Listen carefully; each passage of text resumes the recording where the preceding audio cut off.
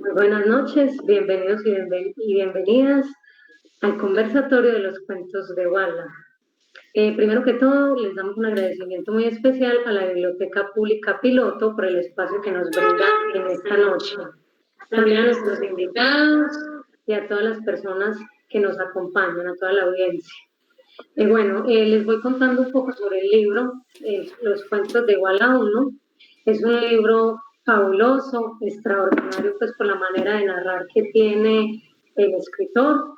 Nos conduce de principio a fin, pues con un sinnúmero de situaciones, la manera también en que alimenta pues como toda la historia de los personajes, las características que le da, de verdad que engancha a todos los autores de principio a fin, a través de todas sus páginas.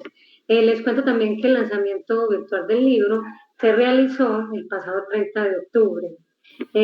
También que ustedes al adquirir el libro apoyan a Fundayama, una fundación eh, que apoya la lucha de las mujeres contra el cáncer. Bueno, tenemos unos invitados de lujo hoy. Por supuesto, tenemos a Walter Alonso López Ardila, el autor del libro. Nos acompaña también Lina María Sánchez Ceballos. Ella es licenciada en educación básica con énfasis en humanidades y en lengua castellana. Además, es magíster en lingüística de la Universidad de Antioquia y también en este momento es estudiante del doctorado en educación de la Universidad de Antioquia. Y es docente de aula en la institución educativa Luis López de Mesa. Nos acompaña también el maestro Luis Fernando Macías, quien dirige el taller de literatura de la Universidad de Antioquia. Ha sido narrador, es poeta también, ha publicado muchísimas obras muy reconocidas, entre ellas Panamericana. Este año hizo el lanzamiento de su novela Morir Juntos, lo hizo de manera gráfica. Entonces es algo muy satisfactorio para el maestro. Tenemos a Eduard Pereira Jaramillo, quien es ingeniero de sistemas y también es escritor. En sus inicios empezó con poemas que luego convertía en cuentos cortos. El año pasado también fuiste ganador de una beca. Eduardo, cuéntanos algo un poco sobre esa obra de Benilda. Hola, buenas tardes para todos. Un gusto estar aquí compartiendo con ustedes la mesa, si es que lo podemos llamar de esta manera. Muy grato estar aquí con un amigo, con un compañero y con mi profesor, pues compartiendo esto, los cuentos de Walla, que han estado ahí con él durante, yo creo que su vida entera, y que ahora por fin pues ven la luz y llega a nosotros y los podemos compartir, hablar un poquito de eso.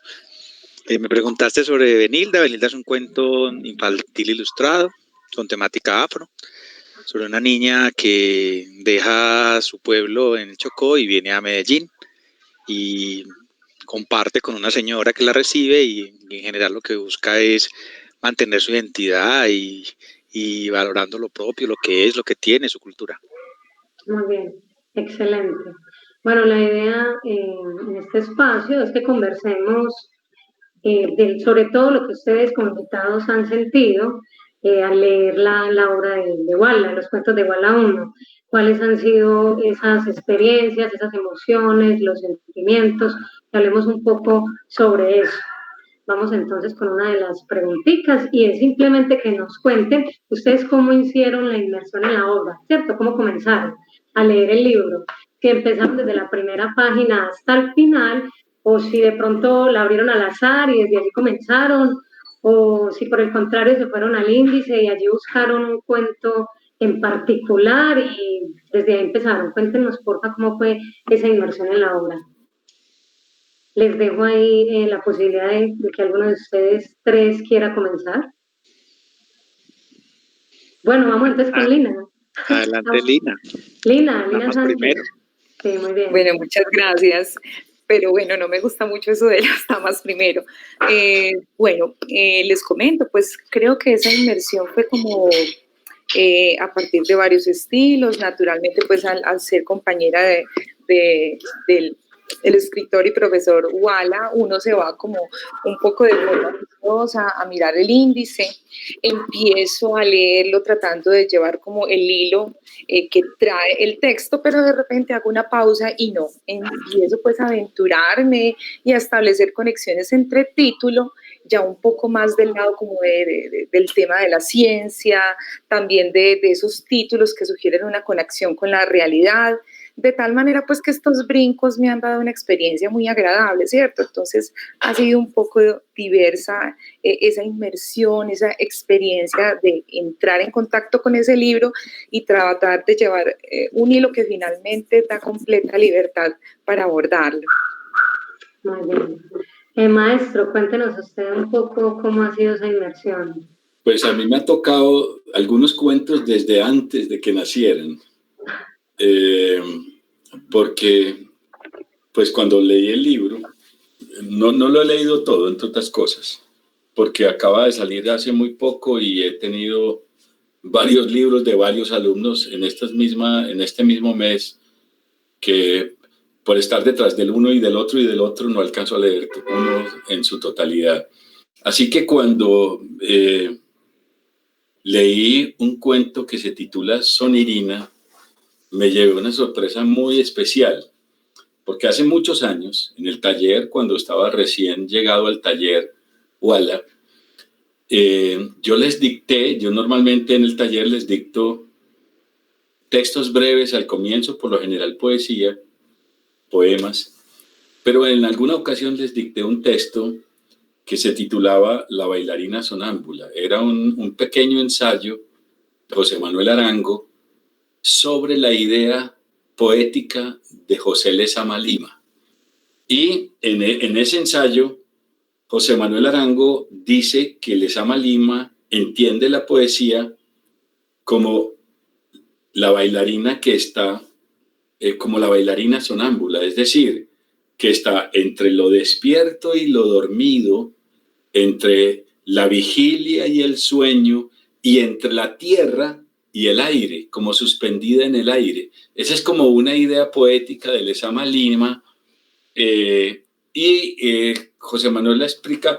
Es un texto muy breve, de una media paginita, que habíamos publicado en 1991-92 en una revista que hacíamos en esa época, Elkin Restrepo, José Manuel Arango, María Adelaida Correa y yo, que se titulaba Poesía, la revista Poesía.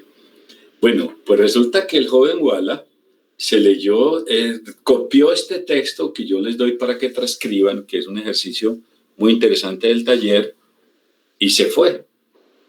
Pasaron tal vez 6, 7 años desde ese momento, cuando me sorprende en este 2020 con un cuento titulado Sonirina, que trata el asunto de una bailarina que es ciega y por lo tanto tiene la facultad de oír súper desarrollada. Entonces, ella no solo oye y lo que se escucha de inmediato, sino que oye más allá y más allá y aún más allá, como en una capacidad de oír en el tiempo, que atraviesa el tiempo, que atraviesa las distancias, los planetas, y de pronto resulta con un personaje de una belleza, de una plenitud. Y entonces a mí me sorprendió mucho, porque digamos que antes de que naciera el cuento, yo estaba en la revista en el 92, 93, con José Manuel Arango discutiendo ese tema de la bailarina sonámbula. Y de pronto llega al taller y a partir de un simple ejercicio de transcripción de textos, se le ocurre a Walla semejante cuento. Les cuento que para mí fue una grata sorpresa, porque es maravilloso el cuento, está muy bien contado, el personaje es entre fantástico y real, y más allá de lo fantástico y más allá de lo real, y es una narración embrujadora, distinta, diferente, original. Es una cosa muy bella. Pero mira, ya que estamos hablando acá de Walla y de Sonirina, pues hace poco leí o escuché leer un cuento de Edward, que está aquí, que es compañero de Wala en el taller, que en esa época compartieron y ahora comparten también en el taller, un cuento que se llama Puntillas. ¿Cómo es la cosa de pie puntillas? Sí, señor. Que es de una bailarina. Me llama la atención esa semejanza. Contanos cómo es tu cuento, Edward, cómo es la semejanza con el cuento, no sé si conoces Sonirina o no, cómo es la semejanza con el cuento de Wala y cómo viste ese cuento en esa misma correlación. Pues, profesor, estamos involucrados de alguna manera y los lazos que se crean en el taller permanecen durante mucho tiempo. Yo voy a contestar esa primera parte, al libro de Walter, llegué directamente a un cuento que se llama El Eto. Nosotros desde las clases cuando nos conocimos, compartíamos cuentos y nos escribíamos y relatos, lo que yo hacía en clase o lo que él hacía, y compartíamos cosas. Una de tantas, hace muchos años, ya no recuerdo cuántos, me dijo, bueno, dame un número del 1 al tanto. Ya, bueno, tal vez el 6. Y el 6 en su lista era el cuento de Leto. Y me lo mandó yo, ay Dios mío, un texto súper amplio, porque los que ya han leído el libro se dan cuenta que Walter no respira, que uno ya quiere que uno mira a ver, pero este cuento qué tan largo es, ya tiene como aire de novela, y uno mira cuántas páginas me faltan para acabar y qué va a pasar con el personaje. Entonces así es como llegué al libro, bueno, miremos cómo está el Leto después de tantos años y cómo fue que finalmente llegó a la luz.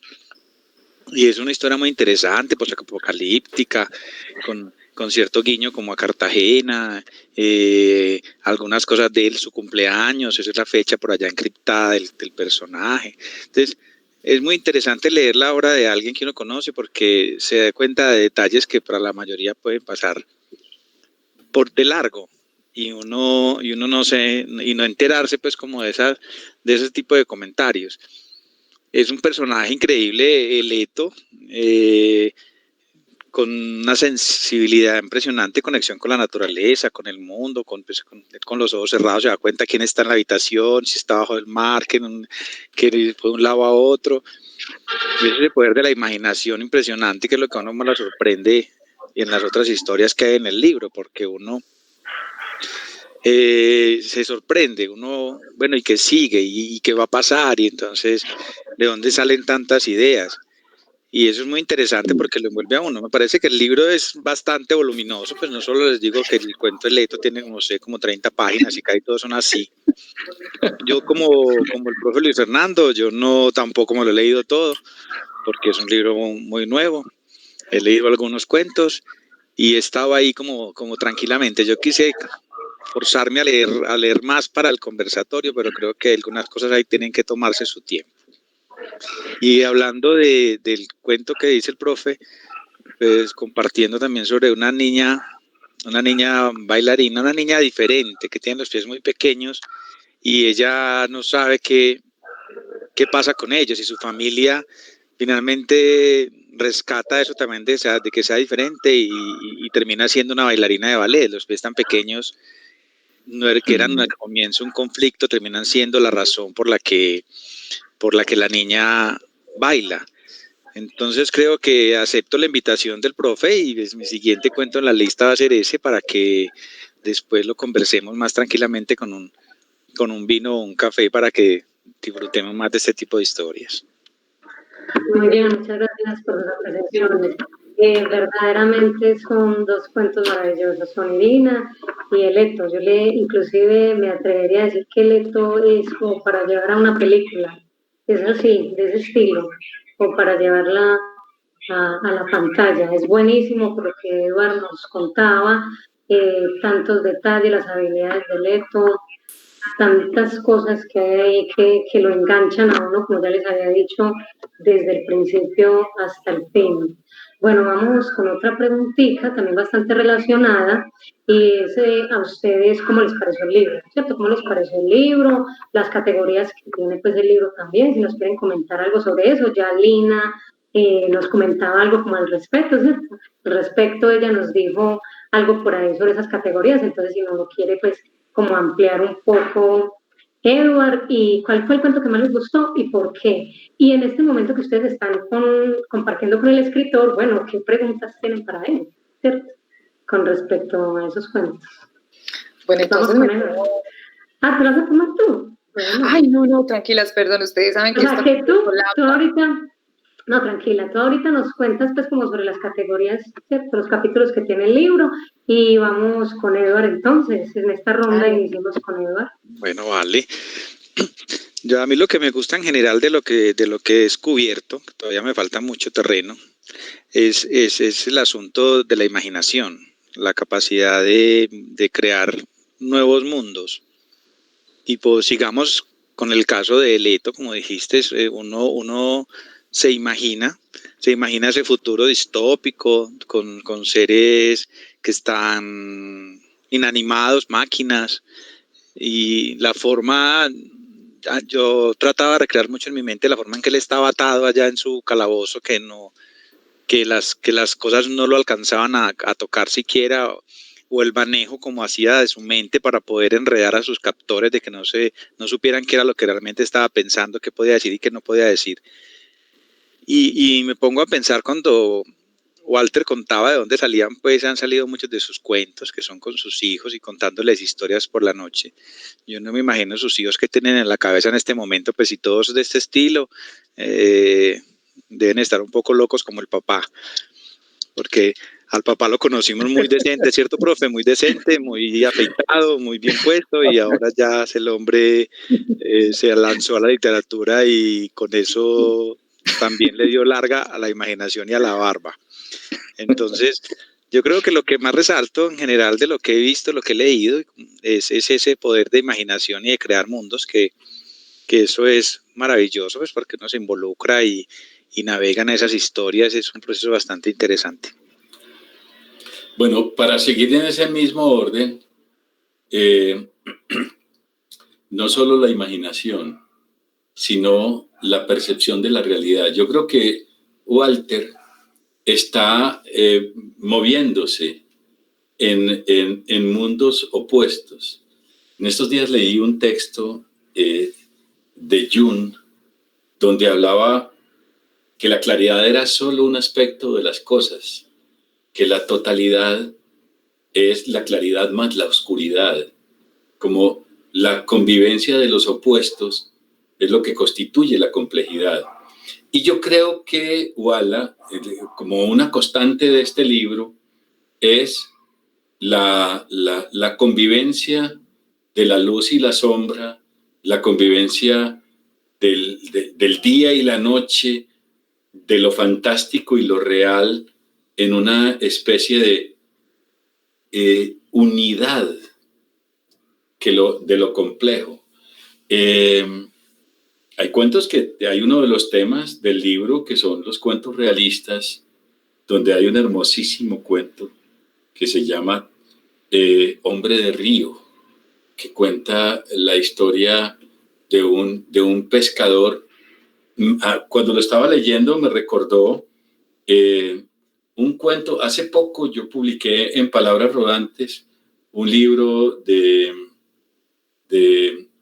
ya se me olvida el nombre, un segundo lo miro acá, porque Arturo Echeverry Mejía, un cuento de Arturo Echeverry Mejía, donde era una especie de historia de un pescador que asiste como a una especie de visión anticipada de la muerte de otro pescador. Este cuento de Hombre de Río es un hombre que sale a pescar, un pescador común y corriente, pero que está, digamos, sentenciado por la guerrilla para un secuestro. Y entonces él planea un viaje en el barco con naufragio y vive, digamos que algo pasa en la relación con el tiempo, con la atmósfera, con el río, que hace que su plan no se cumpla como lo tenía previsto, sino que tenga que improvisar, y en la improvisación manifiesta ese ser verdadero Y eso le establece una relación muy hermosa con el captor, con el guerrillero, supongo yo, que lo estaba captando, o el secuestrador, el hombre del grupo armado que estaba a cargo del secuestro, y el hombre desaparece, se pierde la familia, y pasa mucho tiempo, pero de todas maneras, en el relato que se va dando en el interior de la nave y en el relato que se va dando después con todo el tiempo que sucede, uno puede, digamos que asistir a una visión completa de la realidad colombiana, de la realidad nuestra, en esa cosa terrible que es el conflicto armado, visto con una naturalidad y una eficacia narrativa que a mí me tiene muy sorprendido. Yo nunca pensé que en ese muchacho que era, como dice Edward, un ingeniero juicioso y ordenado y limpio, con la carita bien afeitada, hubiera un escritor de tal naturaleza. Y de pronto ahora se nos revela, después de un tiempo, este escritor que yo creo que hay que tener en cuenta, Wallace no es un escritor más, no. Ahí tiene una originalidad, una manera de concebir la narración y una variedad de posibilidades y una complejidad que yo creo que hay que tenerlo en cuenta seriamente. Me parece que aquí en este libro se nos está revelando un gran escritor, y eso me pone muy contento, porque sé que mucho de lo que hay ahí lo ha logrado a través de su aprendizaje en el taller de la Universidad de Antioquia. Muy bien, maestro, muchas gracias. Yo quisiera, entonces, antes de que hable Lina, sí, dale, no hay problema, hablar ahí con lo del profesor referente pues, al taller y todo y todos los que hemos pasado por ahí que seguimos aprendiendo del profesor pues hasta en cualquier momento cotidiano. Es muy bueno pues como todo ese proceso que hemos tenido, todo eso que hemos encontrado. A lo que me quiero enfocar es que el profe dice que Walter tiene pues como cuentos para rato, y él lo tiene tan claro que le puso el nombre Cuentos de Wala 1. Yo le dije, pero vos sos muy ambicioso, porque de una vez dijiste, si voy a sacar lo que sea el 1, porque el 2 tiene que estar después, o el 3 o el 4, no sé. Y cuando uno se enfrenta a tantas historias, al contenido del libro, uno dice, bueno, este sabe por qué lo hizo, ¿cierto? Este se metió y dijo, voy a hacer los cuentos de Wala 1, porque es que tengo la firme intención de hacer mucho más, y aquí pues nos está probando que puede hacer eso. Él incluso perdió los cuentos alguna vez, perdió los textos que tenía. Esa historia también me tocó escucharla alguna vez en un almuerzo. Muy triste, pues, muy lamentable, porque yo desde mi lado, lo que yo más amo son los cuentos que hago. Y sentir que se pierde eso, para mí es un golpe pues muy bajo que da la vida, pero Walter supo sacarlos otra vez, volverlos, renació de todo eso y salieron estas historias que ahora estamos hablando, y eso es muy importante, no dejar que esos sucesos que nos golpean en la vida nos dejen ahí quietos, estancados, y que no sigamos creando, que eso es el sentido de por lo que estamos aquí. Ahora sí, Lina, adelante, que es que quería hablar un poco de eso. Muchas gracias, Edward, y el profe. Listo, muchas gracias. Bueno, como docente de aula, de bachillerato, ahorita pues que estoy con la media, la experiencia con este libro me generaba un cierto sabor dulce en la boca, me imaginaba, y yo le decía algo a Walter esta mañana, me imaginaba haciendo las delicias con el análisis textual. Si bien hay una emoción que pienso yo que debe primar, y es el de la lectura, por el goce y por el disfrute, pues ese espíritu de la didáctica como que no se le escapa a uno, y empiezo a rayarlo con lápiz y a encontrar una serie de recursos. No me voy a atrever a decir categorías, porque creo que no tendría como la fundamentación total, pero sí unas categorías muy interesantes, la preciosura de las analepsis que te permiten tener ese hilo de concentración a lo largo de las narraciones, y acá pues mi total reconocimiento entre muchos recursos, cómo permites que uno no se pierda en esta narrativa que en ciertos momentos va entre libre y tensa, pero en ningún momento aburrida, ¿cierto? Que quiero mencionar que aunque no he leído todos los textos y esto tiene una razón, creo que es un libro que debe leerse con tiempo, con pausa, como premio. De hecho, salí de un montón de tareas que tenía y dije, me voy a dar un día para estar en un encuentro cercano, no leerlo de a raticos, sino poderme dar ese espacio de liberarme de otros asuntos y premiarme con este texto.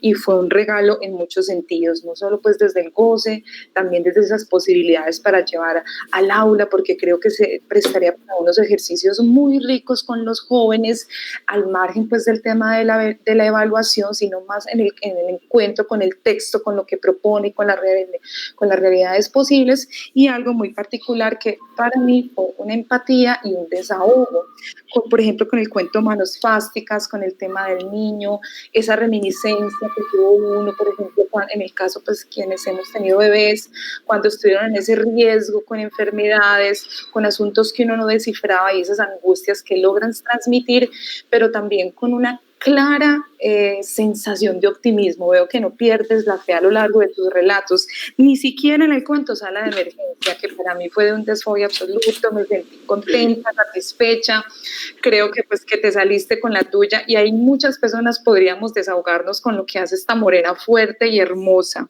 ¿cierto? Y también con el deseo, con esa utopía que muchos tenemos en lo que propones en Genes Amistosos, ¿cierto? Revivir esos seres tan hermosos como son las mascotas, y espero no estar haciendo acá una especie de spoiler, pero entonces me identificaba con esa sensación que muchos quizá tenemos, incluso quienes vimos morir de frente mascotas. Entonces, ¿qué pasaría si pudiéramos traerlo? ¿Será que queremos revivir a la mascota o revivir a ese joven que estuvo al lado de la mascota?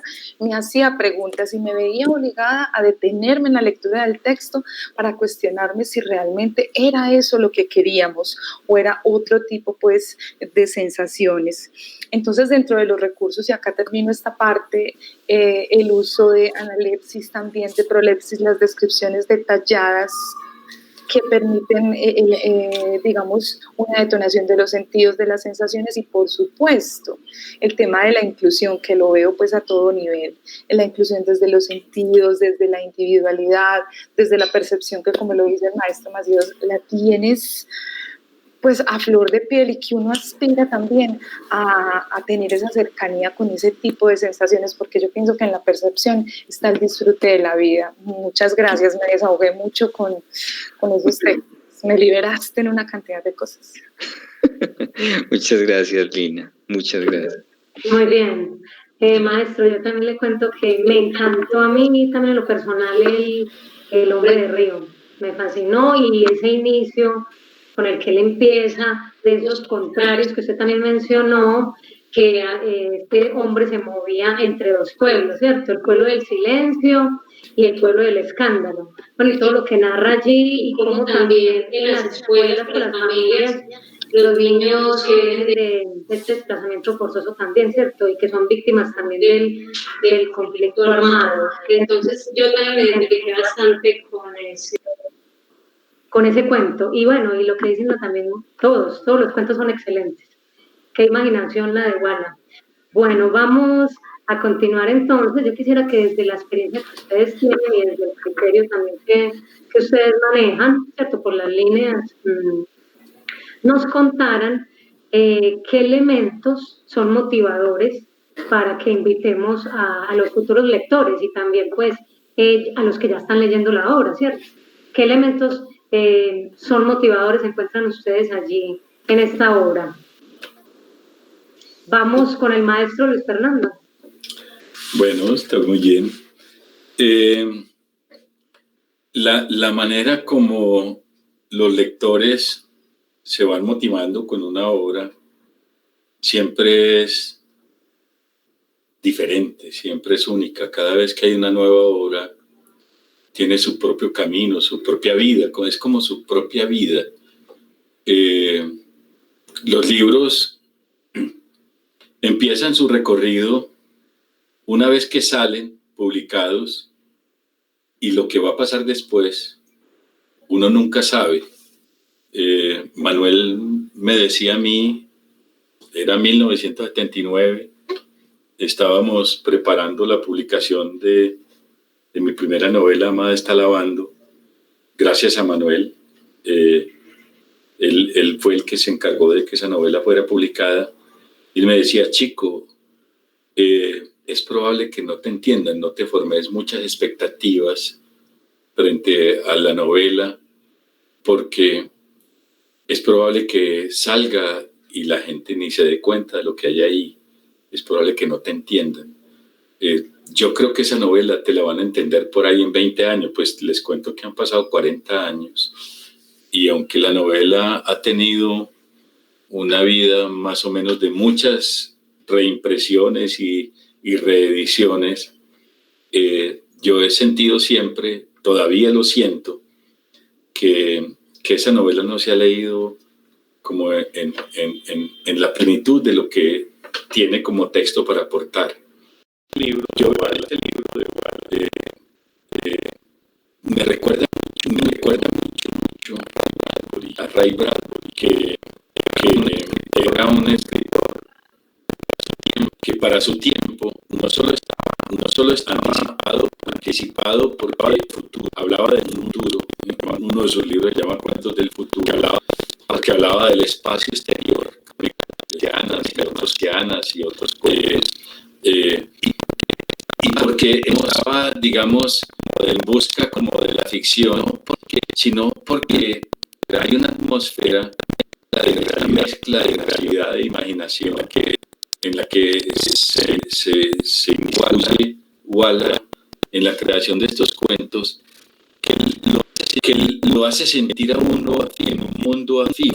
Ese mundo afín es de alguna manera algo que sucede en el interior de uno mismo, en la región del sentido, que es del significado interior, donde hay un espacio para albergar conviviendo lo fantástico y lo real en mundos diferentes. Yo creo que lo lleva uno a ese lugar y a ese espacio. Me pregunto yo, ¿qué puede pasar? Yo creo que lo que puede pasar con este libro es que un lector pase a otro y a otro, y eso puede ser una cosa rápida o lenta, eso puede ser una cosa que se tome mucho tiempo para que vaya adquiriendo verdadera dimensión, o puede ser una cosa por alguna causa especial. Yo pienso que como todas las cosas entre nosotros, digamos una cultura apenas se está aprendiendo a ser lectora, y de alguna manera somos una cultura todavía no está bien preparada para reconocerle al otro su verdadero valor.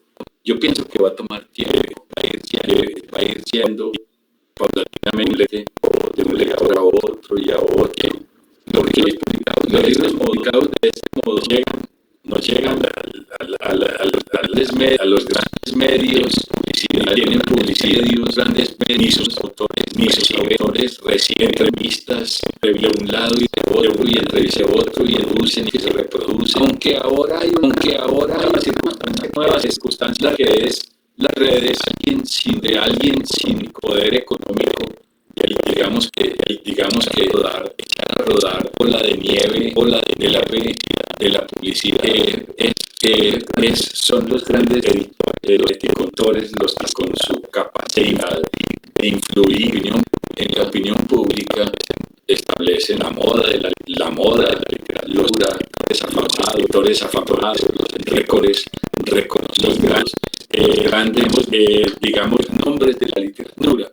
Hay otros, la mayoría de escritores que tenemos que llevar una vida y un camino lento por el valor de la obra misma. Yo creo que ese es el camino que espera, para que no, eso se lo digo con toda transparencia, transparencia, para que no se forme falsas expectativas respecto a su obra, porque uno tiene que estar como escritor, a pesar de que su mundo fantástico, en lo fantástico, tiene que estar muy afincado en la realidad, que eso de la fama y el reconocimiento, que es una cosa depende de circunstancias, y la calidad la más importante, es la más sincera, que es por ser es la apuesta que hagan los grandes poderes económicos, y esa apuesta la hacen cuando el autor puede servir de mercancía, nombre al que le van a sacar producto, lo único que es a ellos tenemos que tenerlo claro, y tenemos que trabajar frente a eso con la idea de hacer una obra verdadera y auténtica, sin importar desprendidos de esas cosas. Este es un libro maravilloso, gran libro. Es el nacimiento del escritor, muy serio, de que hay que mirar con respeto y con consideración, que hay que estar aterrizado, o sea, no irse a equivocar con expectativas falsas. Eso es muy importante, que es muy importante, que no solo para el propio Wallace, sino que lo leemos aprendidos con su trabajo. Totalmente de acuerdo. Así es. ¿Qué pena antes de uno y ahora de uno y finalmente el libro? Cuéntanos algo un poco al respecto a que tú nos dices, porque se sabe que el libro hizo que el lanzamiento y no estás cuéntanos un poquito antes de ir.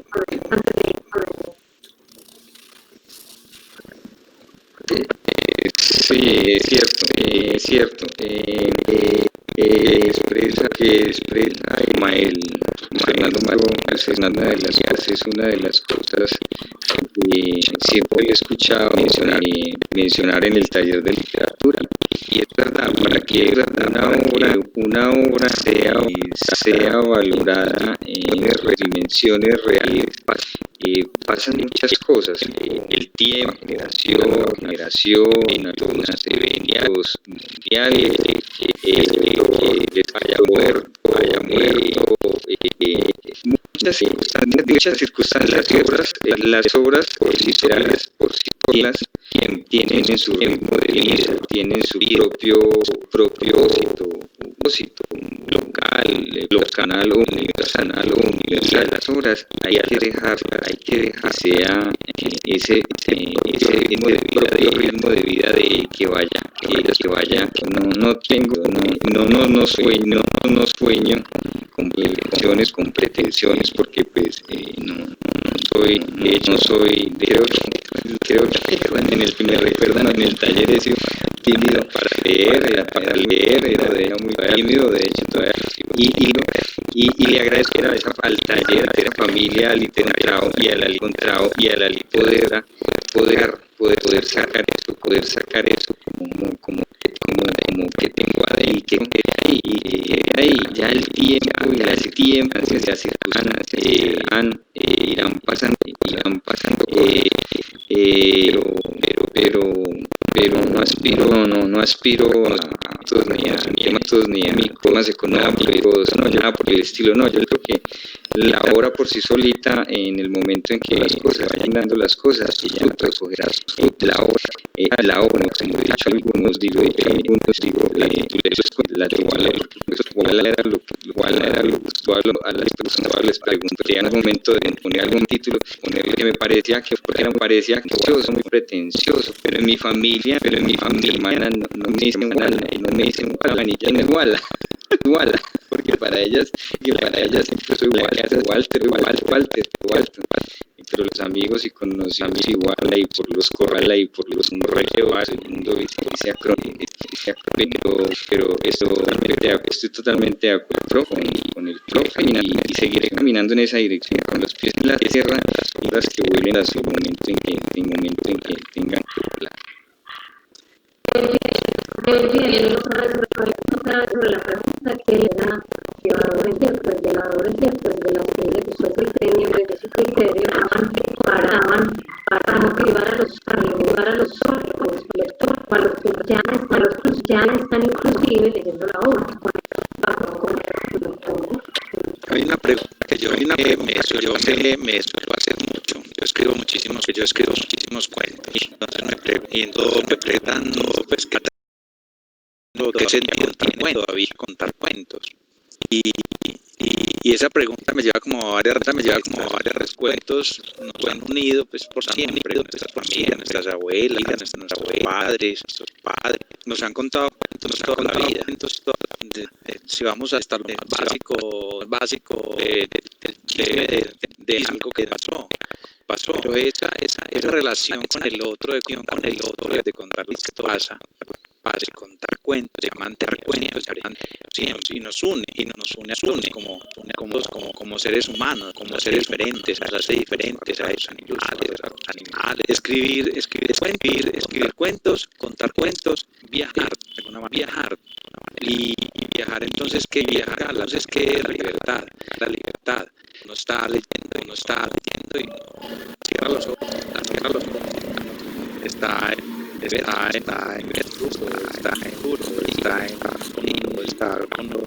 la arena, moviendo la arena. Están muchísimas. Los cuentos te permiten viajar, pero fronteras, uno está en diferentes partes. Los cuentos son la memoria de nuestra cultura, de nuestra identidad. Los cuentos también a sanar de alguna manera, a superar eventos, ahorita,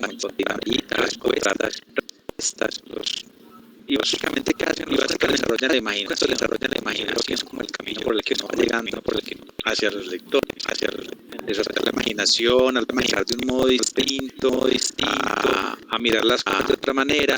Entonces eso es un camino que acerca a la lectura. El hecho de que se brinden otras posibilidades, que se permitan otros acercamientos. Yo creo que siempre como los necesitaron, como nuestros antepasados y los antepasados y los que vienen, porque esa es la manera de mantenernos conectados. Entonces es tan importante acercarse a un libro de cuentos, acercarse a superencuentros, es eso. Y a mí que dice la fantasía que todo tipo de locuras, pero contar historias, muchísimos procesos, en otras cosas, en otras posibilidades. Por ahí leía hace poco la historia sin fin, la nada así va llevando a la fantasía. Es eso, crear esa nada, que esa nada ese lleve a todos a otra cosa, soñar, vivir reflejos, no se refleja sino que las historias también hablan de hechos reales, de todas las posibilidades que permite la escritura. Cuando está ahí involucrado uno siente que navega, que vive, que se permite muchas cosas. Y si uno acerca los otros, con esa posibilidad, con eso en la mirada, de la lectura, te lleva a eso, yo creo que atrapa uno más a la gente. Porque también es el sentido de leer, el placer de sentir cultura que no va como de enseñar, claro, que tenemos que buscar aprender, eso de que no llega a olvidar eso, de que también disfrutar. Y yo creo que en ese sentido estamos muy involucrados por todo esto de escribir, porque que vemos la lectura como parte de literatura, como parte de nuestras vidas, me permite que la libertad que es abre muchos sentidos, tanto para quien escribe, porque es una comunidad muy interesante, y que durante muchísimo tiempo. No es cierto de los libros y las historias ya hablamos en un futuro, sí que peso tiene, eso el tiempo, pero por ahora sigamos creando que eso, digamos, que es un maravilloso y ya dejemos al tiempo que haga su trabajo, pero es el momento del disfrute y de celebrar que somos compañeros, que somos amigos, que vivimos amigos, que podemos tener la fortuna de tener un taller con un maestro que nos dio, que nos enseñó el camino, y escuchamos esos consejos que parecían partidos en las palabras y mucho tiempo, y nos fueron calando, haciendo lo que habían haciendo nosotros. Entonces, adelante, no sé, porque me emocioné por el asunto, Totalmente, parte de lo que soy, pues como tal, la altura y salirme de la altura y me llena de gran alegría. Entonces, tener con quién vibrar en esa frecuencia, para que nos da lo que nos da la vida. Muy bien, Lina, ¿cuál es tu aplicación entonces de estos elementos? Bueno, teniendo presente que pueden ser destacados, quiero destacar, pero antes, como quedan varios totales en el colegio, la verdad sí que se con los chicos. Bueno, respecto a toshiar un método aterrizar a los en este camino, tomando opciones y también la universalidad de la mente que debe haber los personajes, de los eventos, de las emociones. Iván ahorita me mencionaba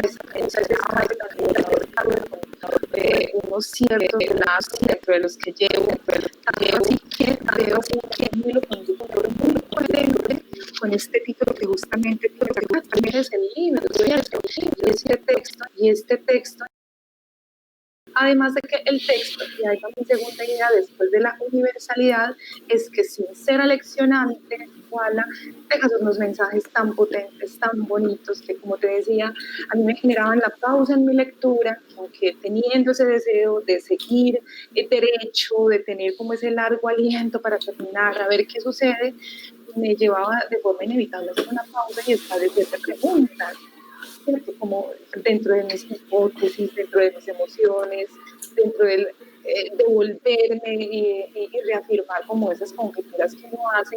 Entonces creo que enseñas una cantidad de cosas en lo cual tu narrativa y todo lo que estableces allí deja al desnudo tu espíritu de maestro, que aunque sabemos pues que eres ingeniero, allí hay un maestro y no en vano yo creo que está tu pinta, acá yo veo como un profeta que sale de este desierto, que es esta actualidad a llenarnos de una cantidad de mensajes con abundancia y generas un oasis que nos está permeando a muchos. Excelente apreciación. Bueno, Walter, Muchas gracias. se nos va acabando un poco el tiempo, pero cuéntanos, Walter, ¿cuál es tu cuento favorito y cuál fue el que más dificultad te generó para escribir? Bueno, esa es una pregunta difícil, ¿cierto? Porque es como preguntarle al papá o a la mamá cuál es su hijo favorito. Muy complicado. Pero bueno, digamos que cada capítulo, hay 4 capítulos en el libro, en cada capítulo tengo un cuento como con el que tengo mucha afinidad, ¿cierto?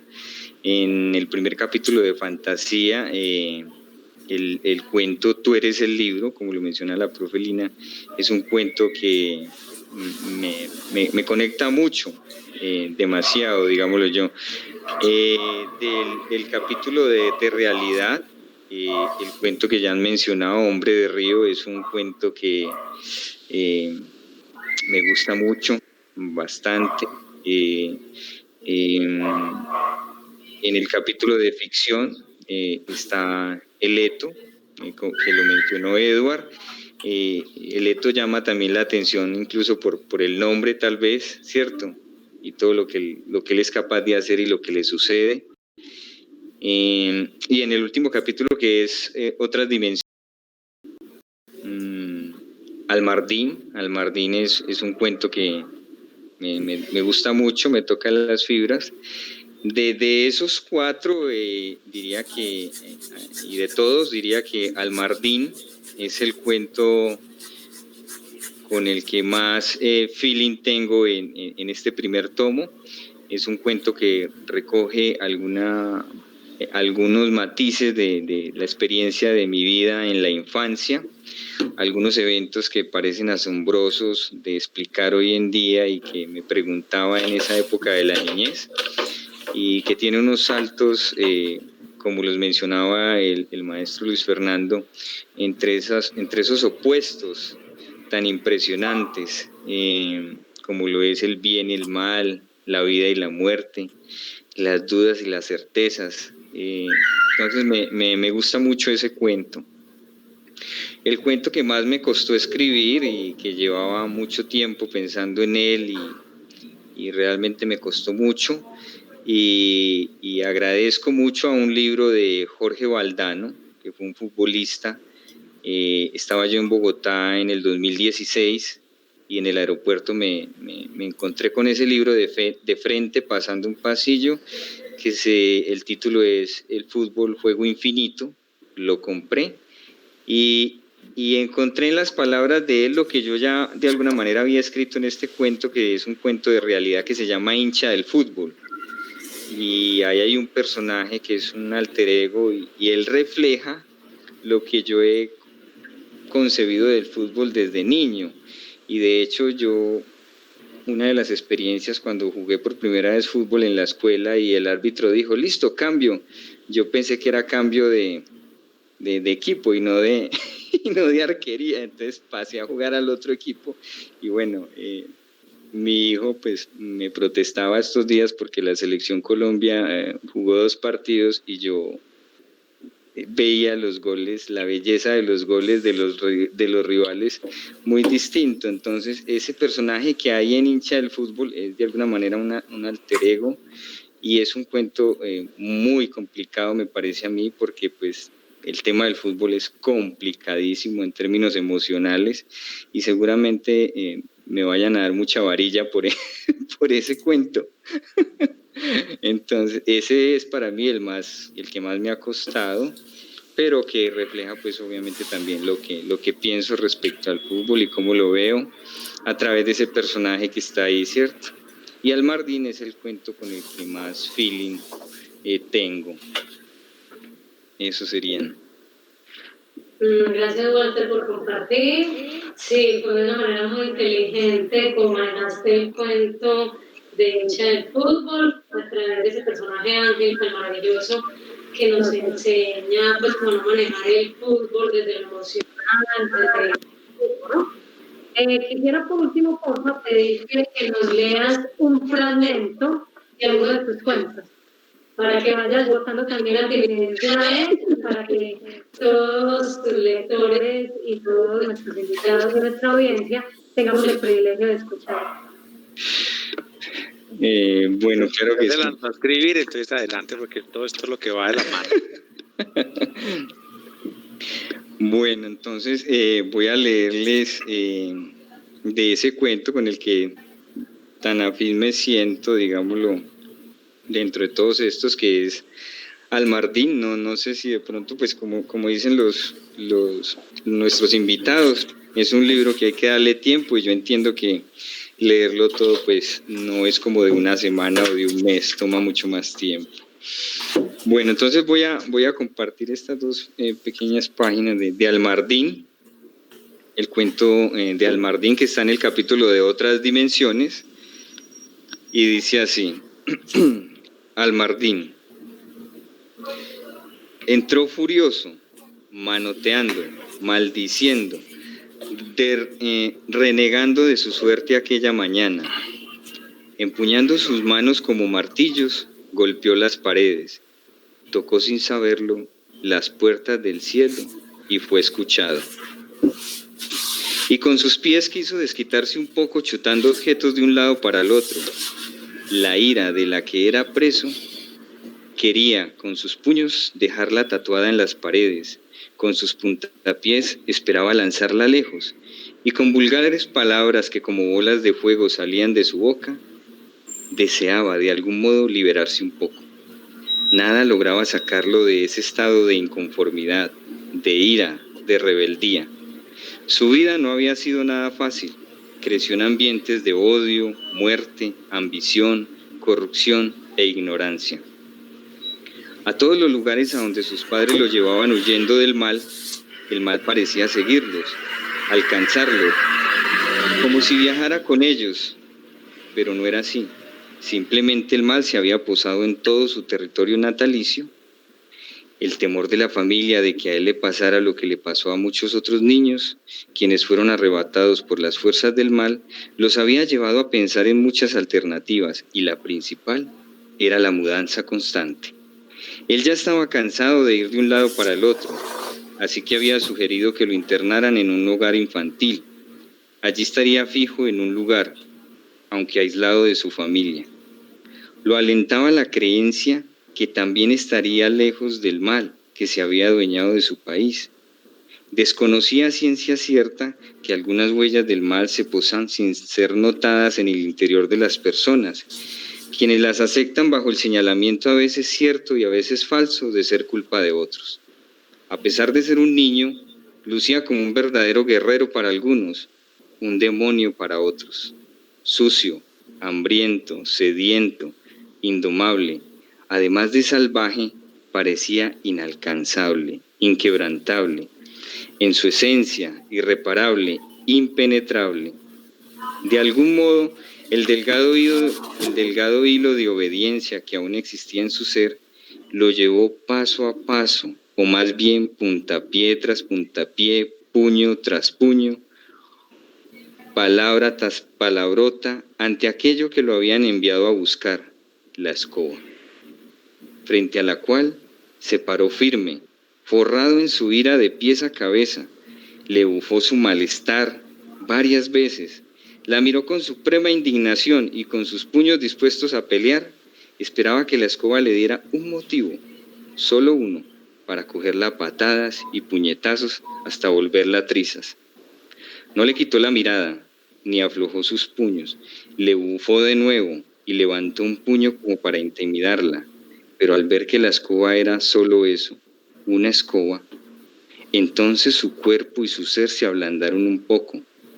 Recuperó algo de aliento y pudo mirar nuevamente a la escoba con cierto destello de humanidad, y sintió que lucía igual a él, sucia, fea, olvidada, apartada, castigada, y con aire de solidaridad infantil le preguntó: ¿a ti por qué te castigaron? Bueno, ahí, eso pues, de ahí para allá pasan unas cosas que...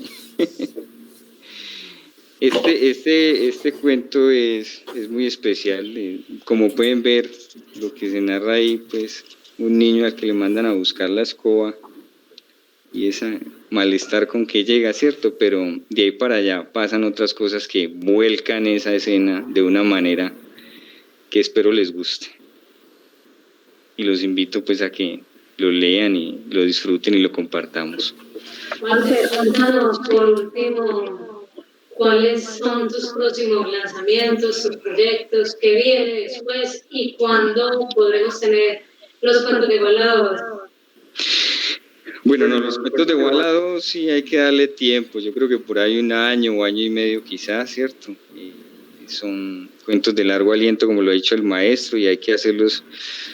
A mí me gusta mucho la expresión que él ha usado en el taller de que la literatura es seria, ¿cierto? Aunque nos permite reír y llorar y soñar, es un asunto serio. Y yo quiero tomármelo así como él nos lo ha enseñado, además de con mucha seriedad, con mucho amor, porque es un maestro que ama a sus estudiantes, ¿cierto? A sus entusiastas aprendices de literatura, digo yo, porque somos entusiastas, todavía nos falta mucho por aprender, y para mí y para los demás, como lo dice Eduard, es una alegría, es una fortuna encontrarnos con este maestro, con esta persona, con este guía, ¿cierto?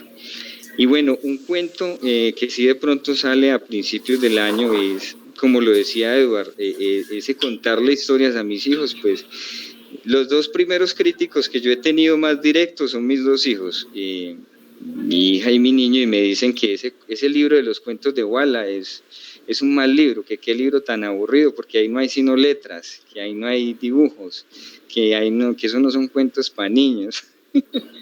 Entonces viene un cuento que es un cuento infantil ilustrado que se llama La Bruja Chancletas.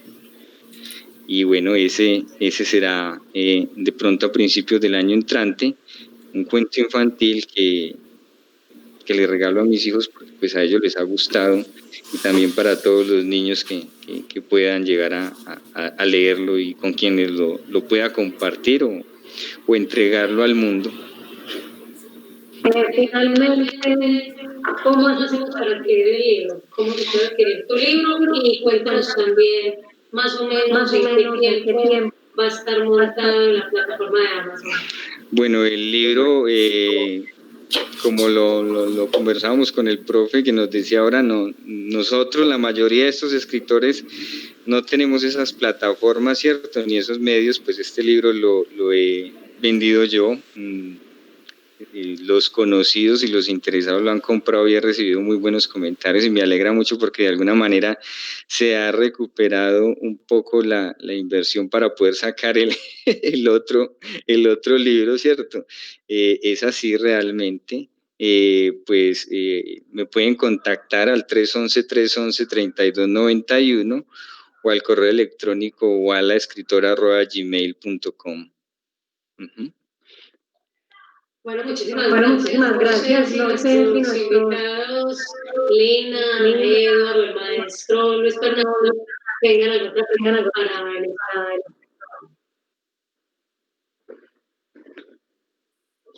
¿Quieren preguntarme algo?